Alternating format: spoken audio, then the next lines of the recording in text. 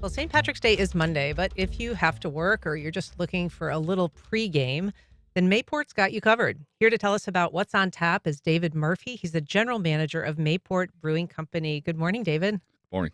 So tell me about this. This is the first ever St. Practice Day Yes, ma'am. I've ever heard about. How did this come about? So came up with this idea about a month ago. We it's something we've been working on for a while. Mayport has an emerging bar and nightlife scene, and it would seem like a great way to bring exposure to it. Kind of bring people, show what Mayport has to offer.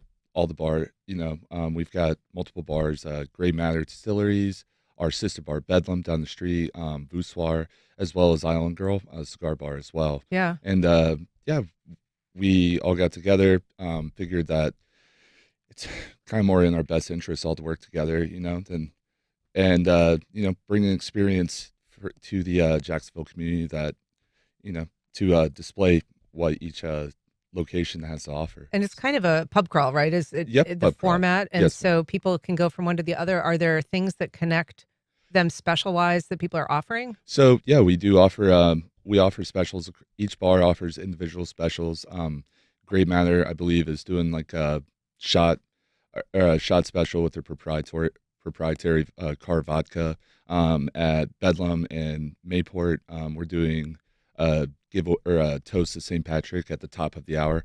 At Bedlam, it's going to be a green beer, round of green beers for the bar. Maybe I live up to its name. Absolutely. And then we'll see. And then at Mayport, we're going to do a green tea toast, at the top of every hour. And then every other bar has their own specials and stuff like that. And yeah, it's really cool. So It just adds value to the overall event. tell us a little bit about how Mayport is evolving and changing. It seems to have, in recent years, become a little bit more of obviously the naval base is there. That's been a defining characteristic. But it is different in its feel than other adjacent beach communities. What is its identity right now? How do you see it? It's definitely on the up and up. And it's kind of, really a blank slate. It is an emerging community. And it's definitely something that we're looking to grow. It seems that because of the cost of living, the rising cost of living over at the beach, you do see a lot of younger couples and um, moving towards there to Mm. find more affordable housing, stuff like that. So you are seeing a community build, and whenever there's something like that is being built, there's the need for a nightlife scene and a social scene, and that's something that's evolving at that. And Voussoir was probably the first bar on the strip. That's Then sort of you a historic place, right? It's been exactly, there yeah, for years, decades. yeah, decades. And then Bedlam was opened about a year ago.